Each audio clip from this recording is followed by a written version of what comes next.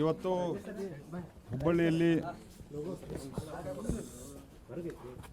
ಹುಬ್ಬಳ್ಳಿಯಲ್ಲಿ ಒಂದು ಅತ್ಯಂತ ದೌರ್ಭಾಗ್ಯಪೂರ್ಣ ಕೆಟ್ಟ ದುರಂತ ನಡೆದಿದೆ. ಒಬ್ಬ ಅಮಾಯಕ ಹುಡುಗಿ ನಿಯಾ ಹಿರೇಮಠ ಅಂಥೇಳಿ ನಮ್ಮ ಮಹಾನಗರ ಪಾಲಿಕೆಯ ಸದಸ್ಯರಾದಂಥ ನಿರಂಜನ್ ಹಿರೇಮಠ ಅವರ ಪುತ್ರಿ, ಅವಳನ್ನು ಅತ್ಯಂತ ಬರ್ಬರವಾಗಿ ಹತ್ಯೆ ಮಾಡಲಾಗಿದೆ. ಒಟ್ಟಾರೆ ಆ ಹತ್ಯೆ ಮಾಡಿದಂಥ ವ್ಯಕ್ತಿಯ ಹಿನ್ನೆಲೆ ಮತ್ತು ಆದಂಥ ಘಟನೆ ಇವೆಲ್ಲ ನೋಡಿದಾಗ ರಾಜ್ಯದಲ್ಲಿ ಕಾನೂನಿನ ಬಗ್ಗೆ, ಕಾನೂನು ಸುವ್ಯವಸ್ಥೆ ಬಗ್ಗೆ, ಕಾನೂನು ಪಾಲಕರ ಬಗ್ಗೆ ಕಾಂಗ್ರೆಸ್ಸಿನ ಆಡಳಿತದಲ್ಲಿ ಭಯ ಇಲ್ಲ ಅನ್ನುವಂಥದ್ದು ಆಗ್ತಾಯಿದೆ. ಯಾಕೆಂದರೆ ಮೊನ್ನೆನೂ ಸಹಿತ ಒಂದು ಪರ್ಟಿಕ್ಯುಲರ್ ಡೇ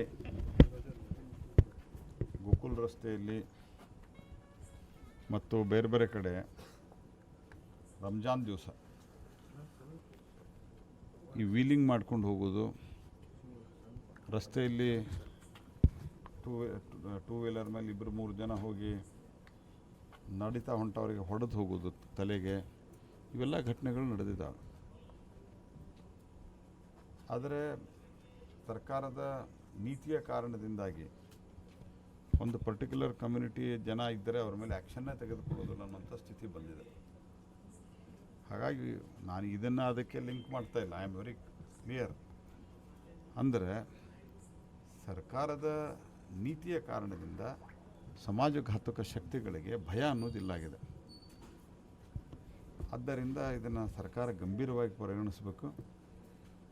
ಸರ್ಕಾರ ಇದೇ ರೀತಿ ಮುಂದುವರೆದರೆ ಜನ ಪ್ರತಿಭಟನೆಗೆ ಇಳಿತಾರೆ ಅನ್ನುವಂಥ ಎಚ್ಚರಿಕೆಯನ್ನು ನಾನು ಸಿದ್ದರಾಮಯ್ಯನವರಿಗೆ ಕೊಡ್ಲಿಕ್ಕೆ ಬಯಸ್ತೇನೆ.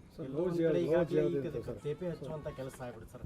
ಆಲ್ರೆಡಿ ಕಮಿಷನರ್ ಹೇಳ್ತಾರೆ ಆರೋಪಿ ಅವಳನ್ನ ಲವ್ ಮಾಡ್ತಿದ್ದ, ಅವಾಯ್ಡ್ ಮಾಡೋ ಕಾರಣಕ್ಕೆ ಕೊಲೆ ಮಾಡಿದ್ದಾರೆ ಅಂತ. ನೋಡಿ, ಅದಕ್ಕೆ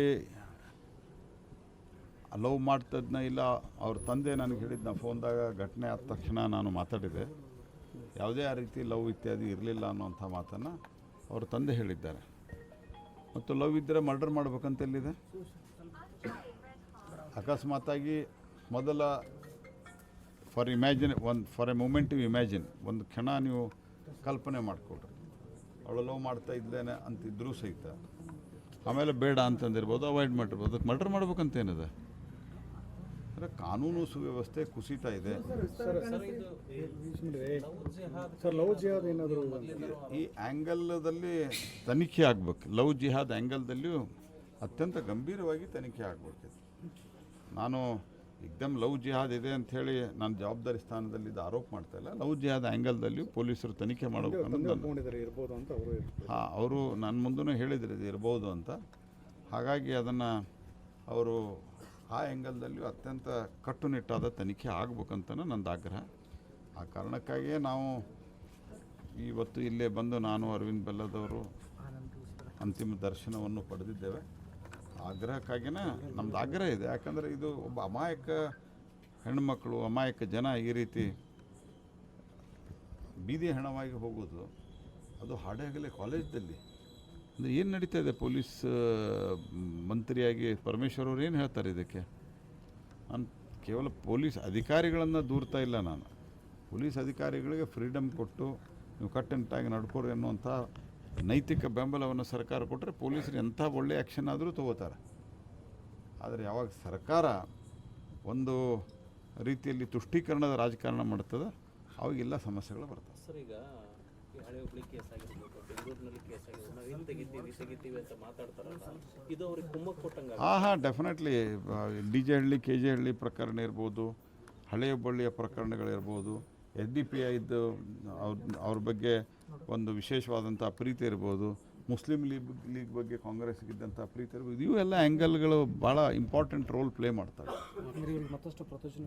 ಪ್ರಚೋದನೆ ಸಿಕ್ಕಂಗೆ ಆಗೇ ಆಗುತ್ತೆ. Thank you.